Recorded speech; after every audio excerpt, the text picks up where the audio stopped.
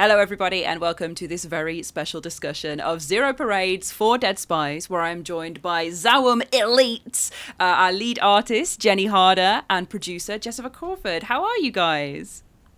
Great. Good, yeah. I'm Glad to good, be thank you.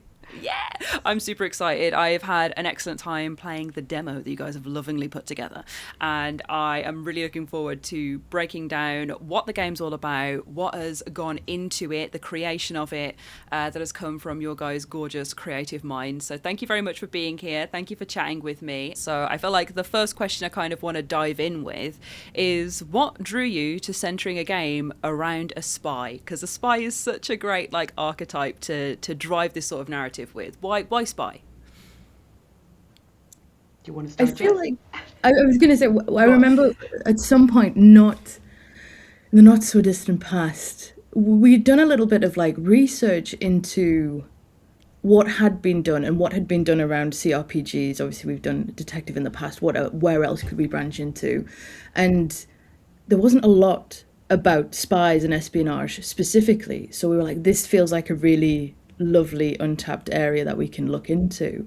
But then also, we're so inspired by the works of John le Carré, Tinker Tailor Soldier Spy, and so it just felt very natural for where we were going, and what we wanted to put out there as a studio, just sitting, aligning ourselves with the spy and espionage themes that we liked so much.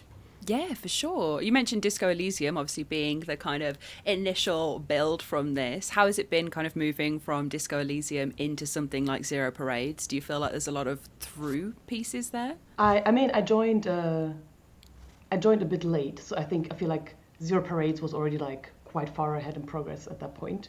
But I always liked seeing the difference of playing Disco Elysium and then seeing what else was coming out of that.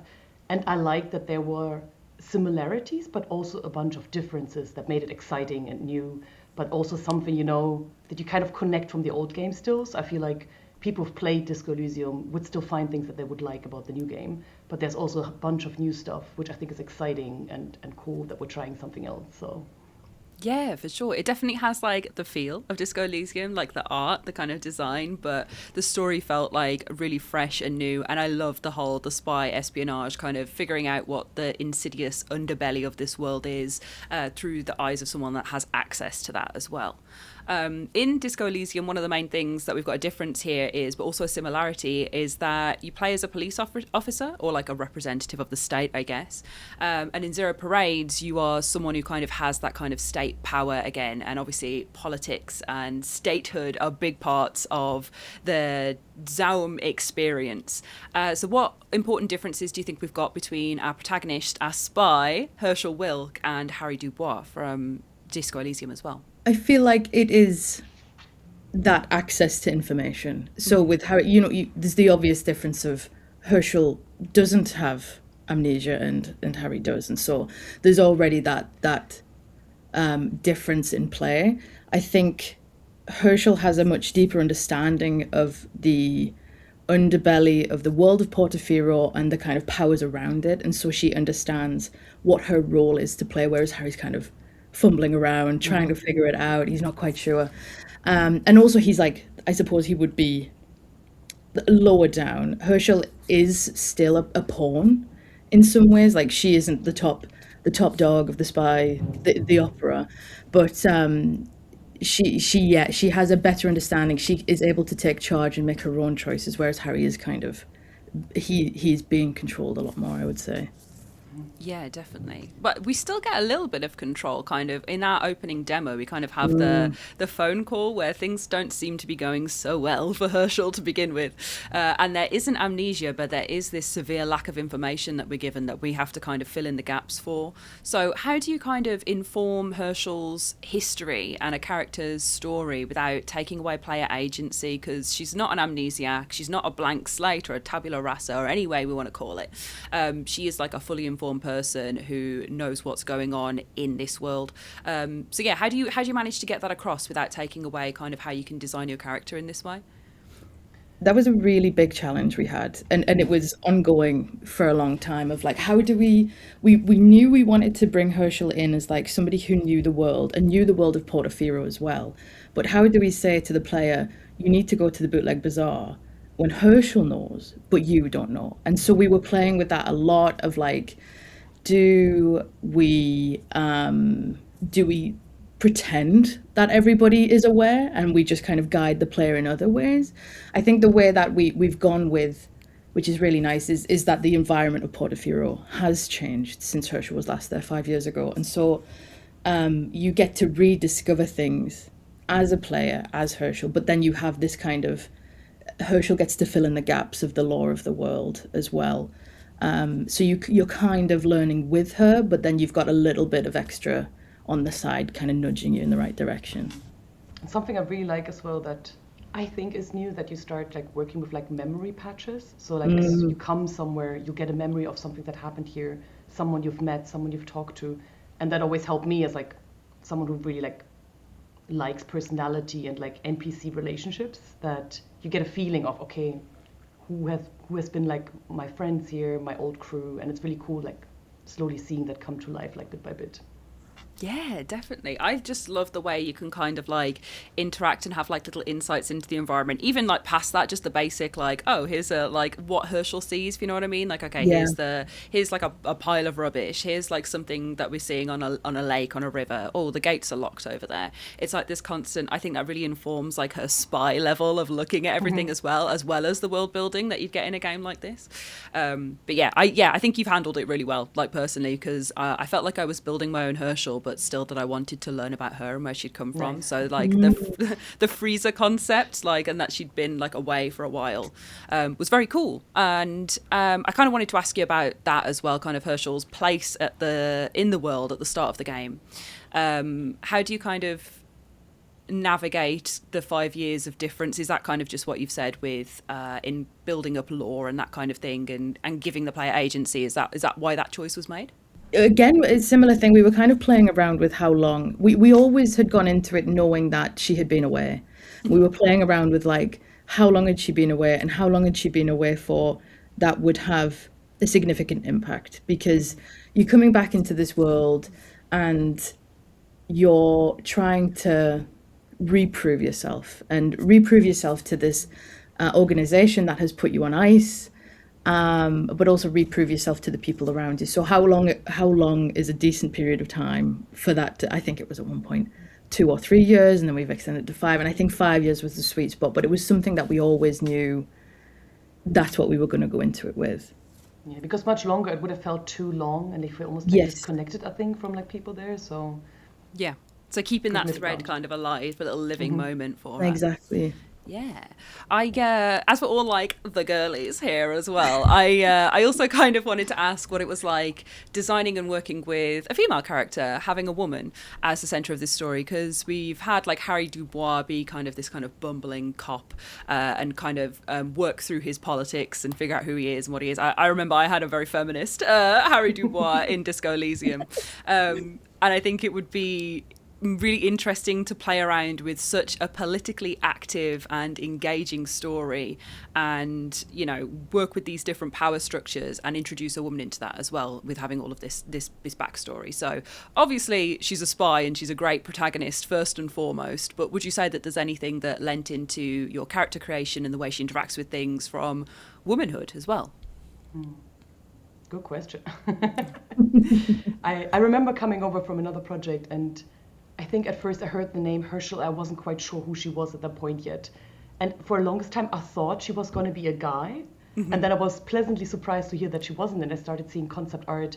And I really liked that she had this like very like strong personality and like edges, and like she felt like a special character. So I instantly liked her, and also really enjoyed playing as her as a character. So yeah, I'm very happy that we went with a female character this time.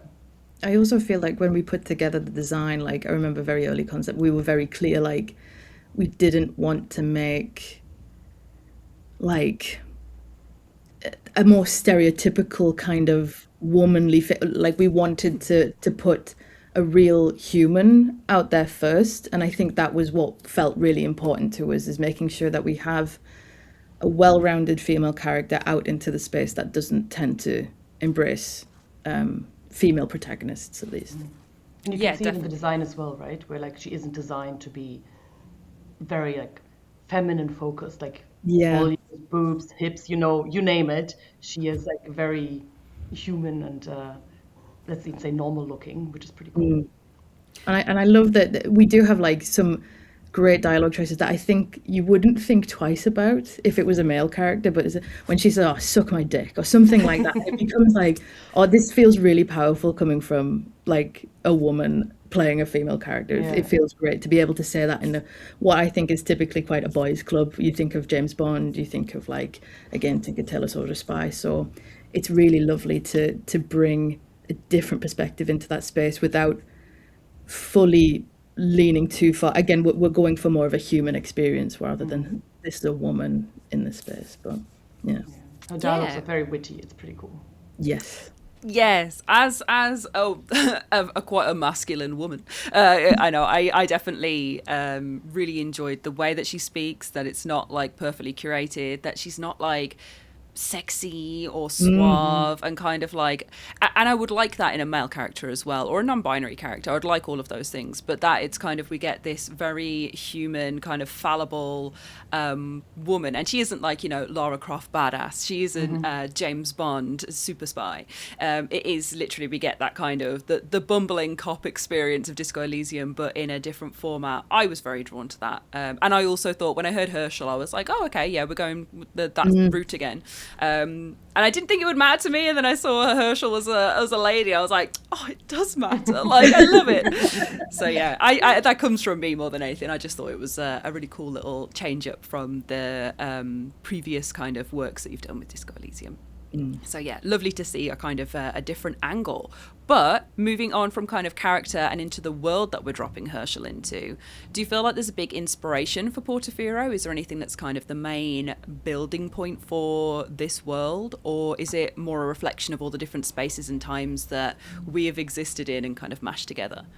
I think when we were first looking at building Portofiro, I think it's like very vaguely like Spanishy, Portuguese kind of vibe, hence then Portofiro, and you see that throughout the world as well as like there's a lot of Spanish throughout the world. But I remember we were also looking at some architecture that was prevalent in like Hong Kong and things like that. So we did pick from a lot of places throughout the world, and I think that is reflected very nicely.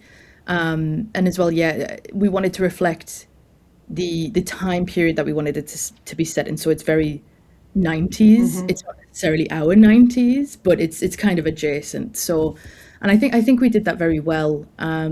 We put a lot of time into like plotting out what we wanted the world to look like, what we wanted the painting of the world to look like as well. So, and I think that's really come together very nicely. Yeah, agreed. Yeah, for sure.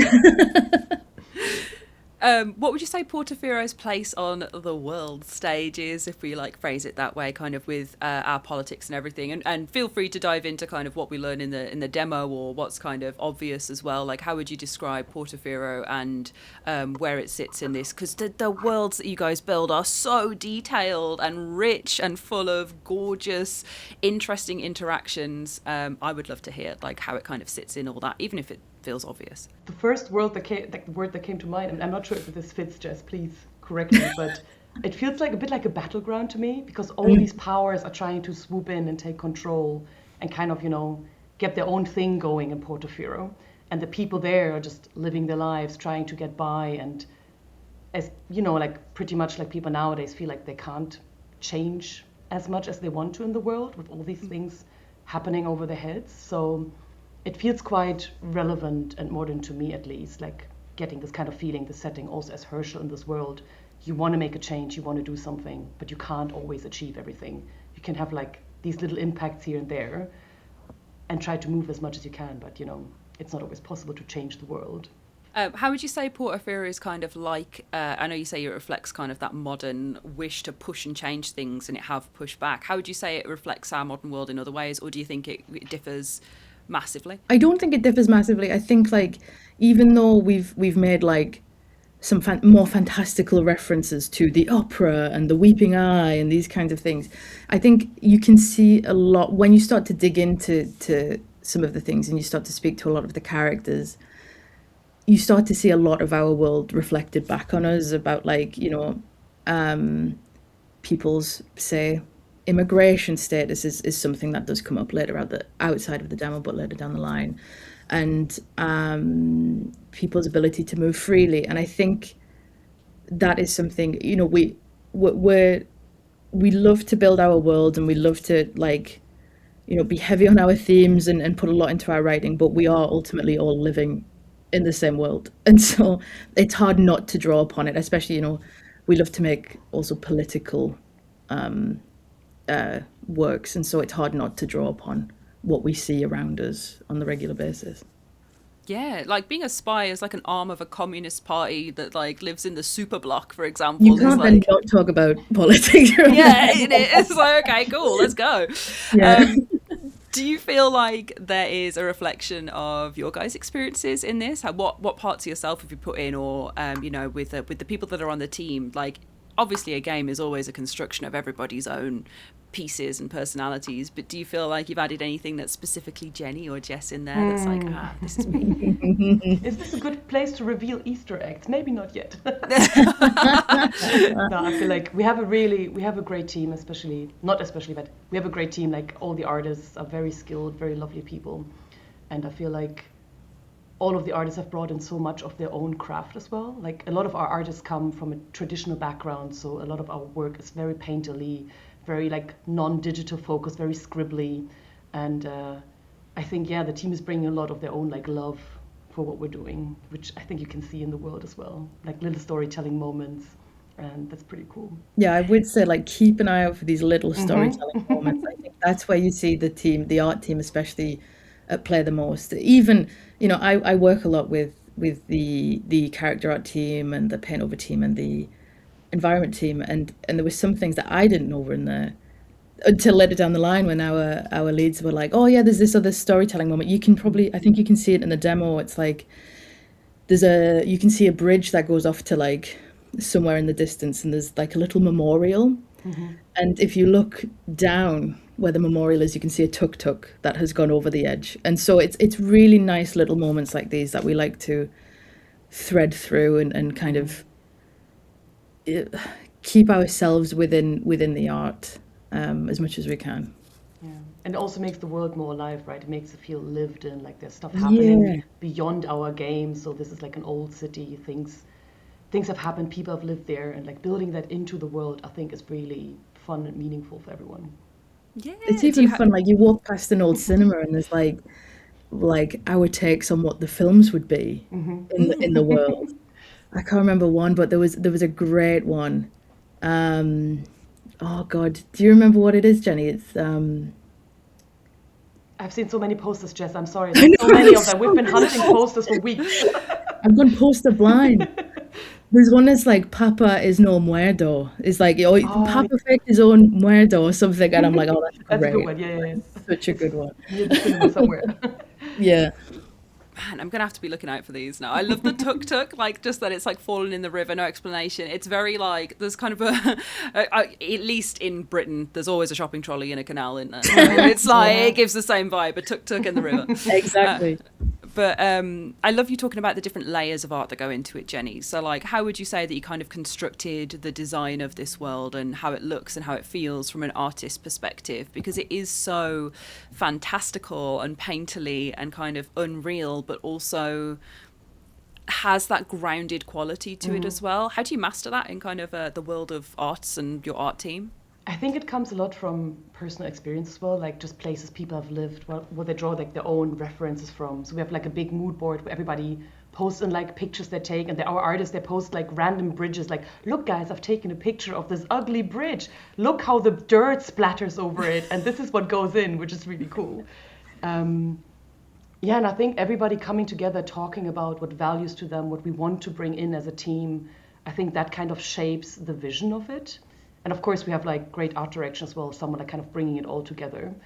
But yeah, again, like I think it's all about the story of the world. So it's not so much about we want to make a beautiful building or this has to be the most beautiful area. It also has to tell a story and has to be about the people that live there, the history. So it's a lot about storytelling more so than just pretty pictures, which I think is pretty good. Yeah. Definitely. I think it's really nice when something has kind of that kind of analog might even be the right word, but like traditional art style to it, where you can see the texture, the scribbliness, the kind of the drafting that goes in that then informs a final image. I don't know, I just think you can paint your own ideas onto it as well as then experience what's there as well. It's kind of like this constant like two-layered thing. It's a very, very beautiful, it's a very beautiful game to look at. Definitely, even in just the little slice that we've got in the demo. I can't wait for the rest of it. What made you guys want us to start where we do as well? And this might be a little bit of a story question, but it is a world question too, because we were in like a small little camera shop, the office above a camera shop, a kind of meet where Hershel and Pseudopod's world begins, and then we get a nice little travel through to the bazaar and a little roundabout and maybe Party Alley. What made you feel like these were the places to show an audience in the demo and straight away that we're going to dive into? With the start, we played around with that for a long time. We even had Hershel coming in even early, like as she got off the tram, you would play from there, and we just found that it wasn't quite hitting the right marks. And so coming into it, finding Pseudopod's body and immediately starting like, this is the baseline, this is where the game is going to be at, and so you've got to climb your way out from there. I thought we all thought that was a really interesting starting place for the game and for the demo. The bazaar was our first like major exterior location, so it just felt right. It just felt right to guide the player there. And yeah, I think also the bazaar is such an interesting place. You get to meet so many people that can tell you so many things about the world, about the things that you're looking for, and also not immediately relevant to you as a player, which I think is really interesting. And so it felt like a really nice jumping off point to get the player reacquainted with the systems, but also to kind of understand how we've evolved from Disco and how we've put in place new systems. And so, yeah, moving from the Photoshop into the bazaar and that area felt like a really nice contained section to be able to do all of that in. Yeah. I think like a market's kind of the lifeblood of any community as well, right? Especially when it's a little more old school and less tech focused. So being able to go and see what people are buying, what people are selling, like the weird rare media man being there as well and informing you about what pop culture's like in this world. Because that was a big influence as well, right? A lot of pop culture kind of being at the heart of this. Yeah, I believe I've just recently seen one of our Slack posts where there was actual songs for pretty much each disc you can find. So that was quite exciting. So whatever you find in the world, you can actually play some music from it. So that's really fun. Was there any like inspiration for the types of music, or is it as broad as possible? I think it's pretty broad, right, Jess? Like from what I've heard, there's like some old stuff. There's like something more towards country, something more modern. So like basically as diverse as the market itself. Yeah, I think we've obviously taken inspiration of the name, losing pop, L-pop, from like K-pop and J-pop and how that exists within the world. But I think it doesn't necessarily translate. I think it's the idea of like bringing over media from a different part of the world into Portofiro. So yeah, but the music itself is really diverse. And it's really, really cool. I can't wait to show everybody. Yeah. I can't wait to listen. Other than kind of puzzle solving, which is a really big part of any sort of narrative game, is figuring out where do I go, what do I do, what am I interacting with? What can I expect to find like in the world? What am I going to be picking up and put in my inventory? Because I found some interesting bits whilst I was out and about, like some very fashionable trousers with little stars on that I loved. So what else am I going to be picking up and using? And the toolkit, all that kind of thing, I thought was really interesting. Kind of, there's a lot of empty slots where I was like, ooh, I wonder what's going to go in there and how interesting it's going to be. Am I going to have a talking tie again, sort of thing? Yeah, I'm curious to what's the new thing going to be, like the main thing of the game. I feel like the community usually decides it. So it's going to be interesting to see what people pick as like the fan favorite. But we do have some quirky equipment in there, which can be found throughout the world. I'm not sure if we want to spoil it just yet. Jess, Okay. but I think I know there's been a exactly what you're few. thinking, Yeah, Jenny. we've been Give laughing that quite a bit. first one. Oh my god, this is tantalizing. I want to be like, what do you mean? What do you mean? What is it? But yeah, no, it's much better to find it, isn't it? For sure. And I am excited to see. Just seeing how quirky the world is already, I can feel like the bits that you're going to use to be able to master it are going to be equally as interesting and as fun to play around with. On the topic of kind of inventory and things you're using, how does currency work in the game? Because I did not earn very much. So I was wondering if it's something that's going to be kind of difficult to work with, or are you going to have to kind of have a bit of a scarcity, spend it specially? Can you earn a lot of it? Is there other things that you're trading? With Disco, you had to, you know, you were very like, I'll see what I can find on the floor and I'll trade in some bottles and see where that gets me. And obviously, I would like to think Hershel's slightly more professional than our boys. So the way that it currently works is you would get like, for each quest you complete, you would get like a stipend from the opera, and that would then go straight into your bank account. You can trade things, although it wouldn't necessarily be for currency. You can trade things with our special monkey man, the King of Trade. You can find him in the demo. I'll not tell you how, but it is a little treat if you do find him. So you can trade things with the King of Trade, but it would be like an item for an item kind of thing. So yeah, keep an eye out for him. Let us know if you find. Did you find him in the demo? I did not. There you go. So, but you saying there's a monkey man called the King of Trades means that I've got to get back in there and look for it. Man, I was trying to see like as much as possible. Like I was like, I need to do this, I need to do this, I need to do this. So I'm looking forward to kind of going back in and spending like a really detailed like dive in, like all the nooks and crannies, all the conversation points, all the different dice rolls, which leads us on nicely actually, because I did want to kind of dive into the gameplay mechanics a little bit more. Obviously, that's the lifeblood of the game and how everything works. So would you be able to kind of explain inner voice dice rolls and how they're going to influence conversations? Because this feels like a familiar mechanic from Disco Elysium that's kind of carried over into this one.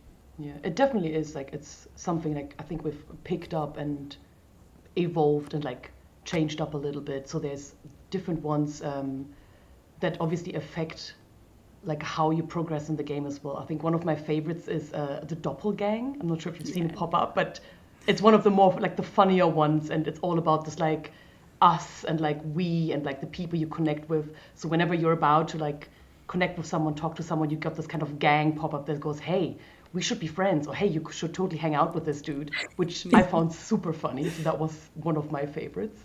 But yeah, depending obviously how you pick and how you like put your skills, you get different kind of voices, which we all know from the old game. And yeah, I feel like this time it just feels a bit different. It goes into a different direction, and you can explore new voices, which is pretty cool. Yes, I always love the poetic one where it's like something really like simple or funny's going on and you're there going, oh my goodness, like sewer water, so beautiful, like all that kind of thing. The vibe is so good. Do you have any hot tips for character builds that you think would be really fun, really funny? How to judge when to get these kind of really wacky kind of encounters? That's a really good question. Wacky is a good point. I'm like, When I think wacky, I tend to think of statehood. I don't know if you got many statehood, but yes. I did a surprising amount of statehood. I was like, I didn't realize I had this much like capitalism in me. I feel like statehood's a really interesting voice to start to like get through and almost kind of like start to sway you into certain ways. So I wouldn't say tips. I think I would say go where your heart takes you. But I do think, yeah, it really depends on what kind of vibe you want. I think if you're interested in the poetics and interested in like the more of the media and the culture, then putting your skills into those. Whereas like if you're interested in a more of a physical kind of kick doors down first, ask questions later, then you're looking at more of those like those more physical builds. I can't the red ones in our I'm imagining the dossier in my head. So yeah, you're looking at more of those physical ones. So I don't know, it really depends, and I think that's what's so interesting is that it gives you there are some routes that you just wouldn't be able to access if you didn't have your skills in the right places. Like, yeah, I think once you get out of the demo, the world really does open up and you have different options for ways to get into different places. There is that in the demo too, but like you see that a lot more functionally as well. Would you say that you kind of, I know you're saying that there's stuff that you wouldn't see unless you have skills in the right places. Would you say that it's possible to kind of rebuild and reconfigure your stats as you go to kind of lean into stuff differently, or are you kind of put on a path when you start choosing skills and that's what you got to stick to? No, I think you can definitely change as you go, because that's what I did. Recently, for the first time, I played for the whole game because it was the first time it was possible, and I realized I started with like a social build, and then I realized I wanted to go more into technoflex, and I started putting all my points in there. So I saw it gradually shift from this kind of social, like understanding people, to okay, now I understand all the techie bits in the world, and you can definitely like shift and change it as you go.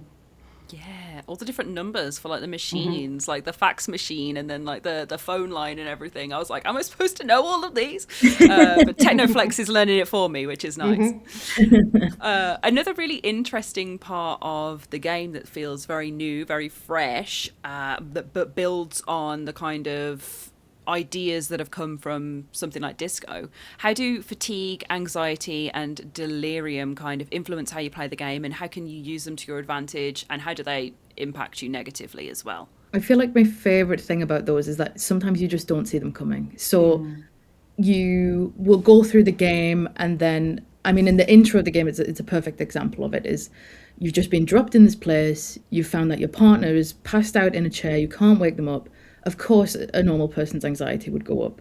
And so it ticks up and it ticks up and it ticks up. And like the more you speak to people, you'll find this in other conversations as well, as if you just pick like a really embarrassing option, your anxiety will go up. There are some like cosplaying teens where if you speak to them where you're dressed, like you can wear like a wig and a handlebar mustache, and if they don't think you're cool, then your anxiety will go up because you've embarrassed yourself in front of them. And so it's like little things like that. And I really love it when you hit that peak. And I really think that's where we've been able to like make something interesting, is when you're in a heightened state. And so you have to pick something to kind of scale down within the same remit of skills. And it really, I'm terrible for like managing my skills. I will just have it max and I'm like, oh God, I don't want to lose this. I don't want to have to skill down this. So I'm gonna have to like, yeah, drink some alcohol, take some gummies, Smoke a see how cigarette. I go. But it Yeah. is interesting because I talked to narrative about this, and like there's such a difference between writing in a dialogue, oh, you feel really scared, and actually seeing these bars go up. It creates such a different feeling. Like I always keep looking down there and being like, oh God, it went up again. So like it actually creates anxiety in me when I see that, instead of just reading it like in a text, for example. Yeah, definitely. I think every time something happened and my anxiety went up, I went, oh, me too. Like, just because it was like +1 to Ash. Because I was like, why is she so anxious? And then also, like, I was like, it felt very real. It felt very real. I was like, okay. I like seeing the reality, the humanness of Hershel, as we were talking about earlier, kind of that, okay, yeah, you might be able to have a go at anything you want to do, but there's always going to be a consequence, and quite often a failure, which is the beauty of ZAUM kind of narrative, writing, designing, that idea of failure and failing forward as well. So do you think you could kind of talk to us about what failing forward is and how it works in Zero Parades as well? I can mention now that I play a lot of D&D, so I always compare these two basically with each other. And I think in Zero Parades, it's similar. Like if you take a check or whatever, you talk to Melita, your controller, you fail something, and you get information or you misread information. And I think the intro is a good sample as well, where Hershel ends up interpreting the whole situation as a simulation. And then you just roll with it, and she just goes, oh yeah, all of this must not be real. And it can turn down like a really, really funny path. And it keeps popping up as well on like later occasions. So it goes into new, different conversations, new choices. And I think this can happen at every corner, basically, no matter what you do. Even if you fail a check, it just brings you down a different avenue. So, on from tabletop and all of this dice rolling and dialogue kind of exploration of what's going on in world, you guys also have dramatic encounters that feel very, very video game, very fun, very involved, very lively, and something that really changed the pace of what's going on in the gameplay. So, would you guys be able to kind of explain how they came about and how they're a different experience to what we're doing for most of the time? Absolutely. This was something we wanted to bring based on the shootout in Disco Elysium. That was a really big inspiration for this, and it was how can we keep that and kind of again evolve it and then bring this to Zero Parades as something that is more of a cornerstone than it was in Disco Elysium. And it was our answer to how can we make a high impact, high action, like cutscene kind of thing, but in a narrative game, and in a game like ours. And we decided that taking player control away wasn't the way that we were going to do it. It wasn't going to be like, a total cutscene action sequence. We wanted to keep the player in control, but also give them this real sense of tension and keeping that failing forward thing very prevalent. I think that's where you can see it the most is, you're given a path and you have to choose it and you have to stick to it. I mean, you could save scum, but I mean, what's the fun in that? I mean, you heard it from the devs. You could save scum. I'm curious what paths you went down, because there's a dramatic encounter at the end of the demo. Like, how did you find it? What paths did you go down? It went very badly for me. I was like, well, I have to stay away from the guy, because I felt like there was this implicit like vibe from Hershel that was like, we need to get away from this guy and not charge him. Whereas like usually I'd be like, well, I'll just run in and bash him in the head, or something like that, you know what I mean? And I was like, you know what, I'm going to try and lean into what feels like right for this. I'm going to role play it a little bit. And I'm like, okay, I'm going to jump away. Tried to jump, like fell, hurt my leg, so I was like hobbling away. Jumped into the like costumey thing, that worked, put a little hat on, wandered through, didn't get spotted by the looker man. And then I tried to I think I tried to run at him at the end. I was like, oh hell, I'm stuck. I don't know whether to jump on the car or to face up to our man. And I was like, I'll just run at him. Like, I was just on the floor at the end and he took a photo of me and then like hobbled off onto the truck. And I was like, well, that isn't what I wanted to happen. But I thought it was really funny because I thought he was like going to shoot me, or like the tension of the scene is built up so dramatically throughout. I was like, oh my God, okay, I'm going to die if I don't do this right. Or this man's going to cut off one of my limbs or something like that. There's going to be like a great massive like implication throughout the rest of the gameplay. And he just took my picture and I was like, oh man, I knew I met him in the photo store and he was a weird picture man. And like it literally all came back that all of the information was already there. So I was like, oh, for God's sake. That sounds like a great failure route. Yeah, it really does get under your skin though. Like the anxiety, delirium, fatigue gets under your skin, stresses you out, and then the narrative of the game, you get so involved in it. So I thought like the dramatic encounter style, it made me act out in ways that were pure panic based, which I thought was really fun. I like when a game has that effect on my nervous system and I'm like, okay, oh my God, I got to do this, and it goes wrong, and then seeing that kind of the fail forward, the fail completely throughout the mission. The one thing that worked was putting on a hat. I was like, well, again, it's like real life. So yeah, great fun. Do you have any more like big ones, or do you have different themes? Can you tell us about anything that kind of is going to come with our dramatic encounters, or are they top secret? I think all we can say is that there are more. There are more. They do exist. Yeah. Okay, well, I'll take that. It's a crumb. I'll have it. Delicious. Thank you.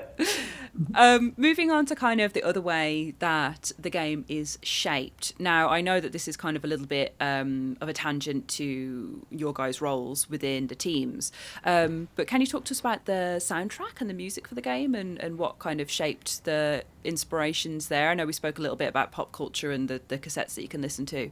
If that's right, that was a super old school way of saying the cassettes. I don't know. I don't know who I am. CDs. There we go.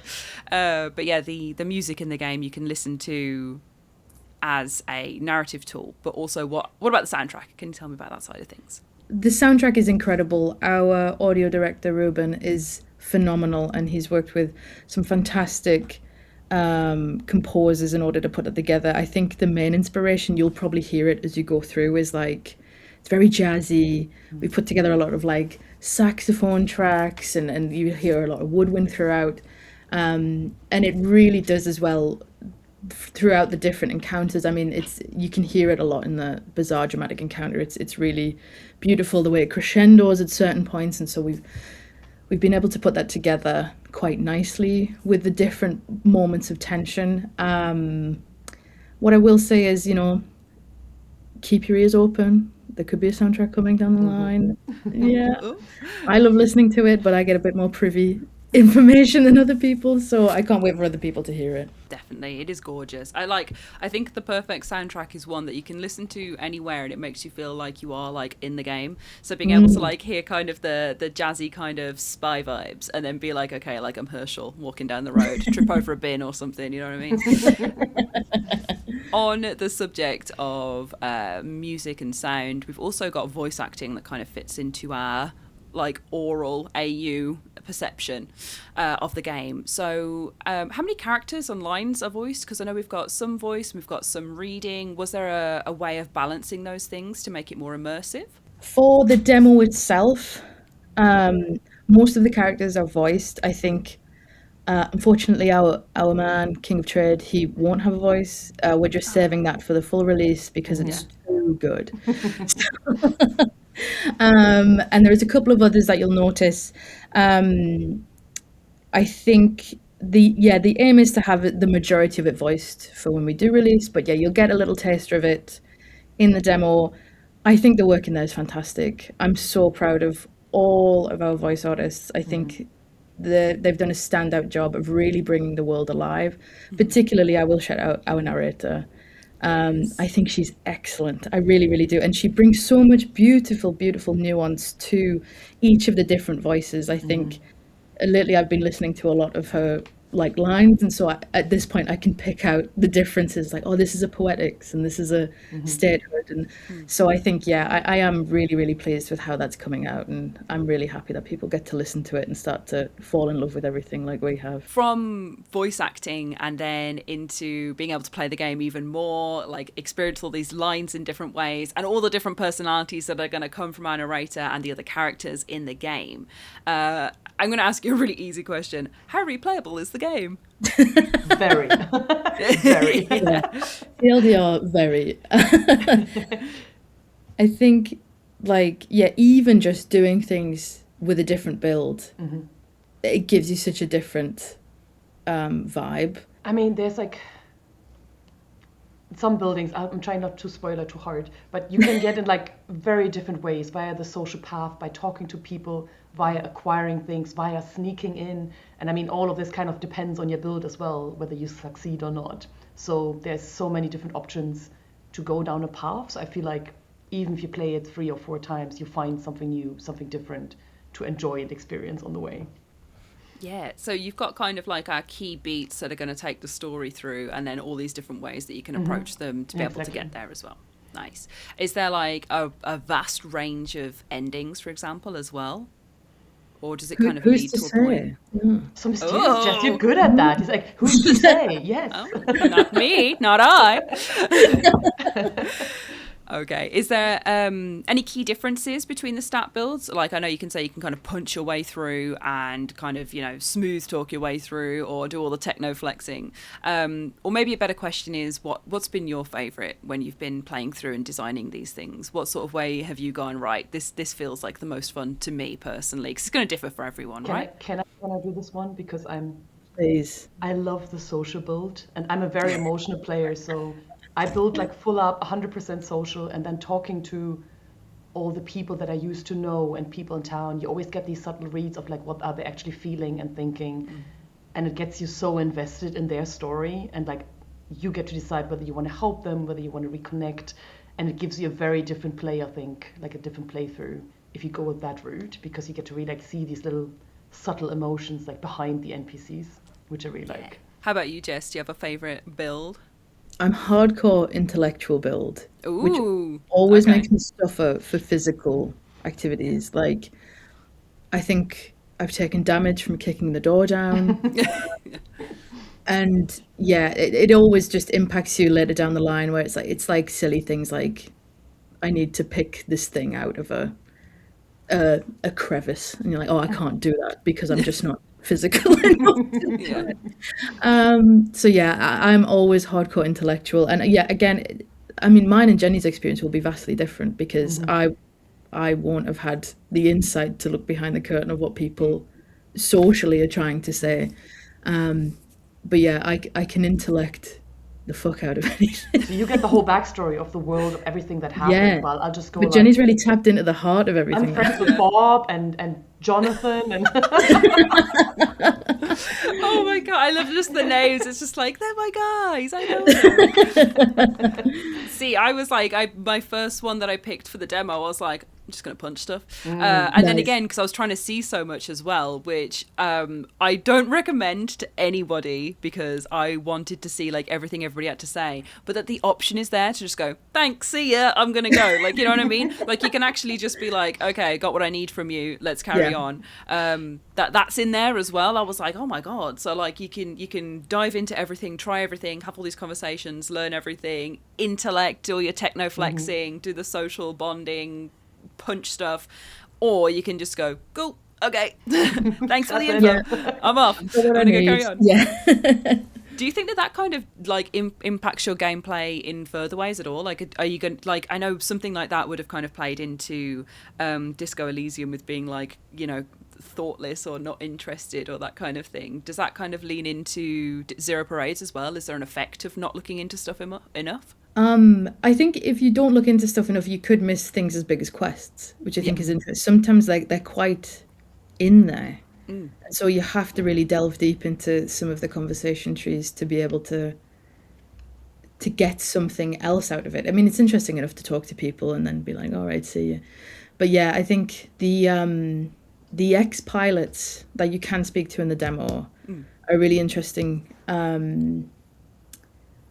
example of that, because if you speak to one of them and you go down a certain path, they will be like, oh, can you give this gift to somebody? You can't give the gift in the demo, but it does unlock that. And so, and then that, you know, unfolds this whole thing and you get to learn about their lore. And yeah, so you could just miss out on a whole side of something. There are thoughts. They don't come up in the demo, or you can't like action them in any way, but depending on how you play, depending on the kind of your options and what you choose, then you will get specific thoughts that you can choose to reinforce and go along with. Yeah. So you want to think about as much as possible and then be able to be like, okay, this is what I'm thinking. Yeah. Excellent. I want to ask, and I want to keep it as broad as possible, so it could just be like a conceptual thing about the process, but like, what's your favorite part of the game? This is a massive question. And it doesn't have to be like a narrative beat. It doesn't have to be something that feels like a spoiler. But what is your favorite part of what's gone on with Zero Parades? I want to pick I got something very simple and something very complex. I do the simple thing first. Okay. Yeah. We all worked with the art team on dev screens. So every time you die, you get like a different little cinematic experience, which is really fun and almost makes it like a Pokemon hunt kind of thing for all the different deaths you can experience. So I think that's going to be very fun. Amazing. I love that already. Like, that will be me. I'm a big death girly. Like, I love a gory death usually because it's like I'm a big horror fan.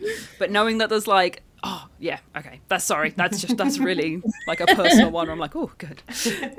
I think for me, I really love like figuring things out and seeing like how Frederick that I speak to on the phone sex line will later play into the story, but I don't cognitively understand that yet. And so I'm just chatting to people, I'm just sussing them out, and then, you know, later on you would speak to somebody else and go, oh, that's where Frederick would come in.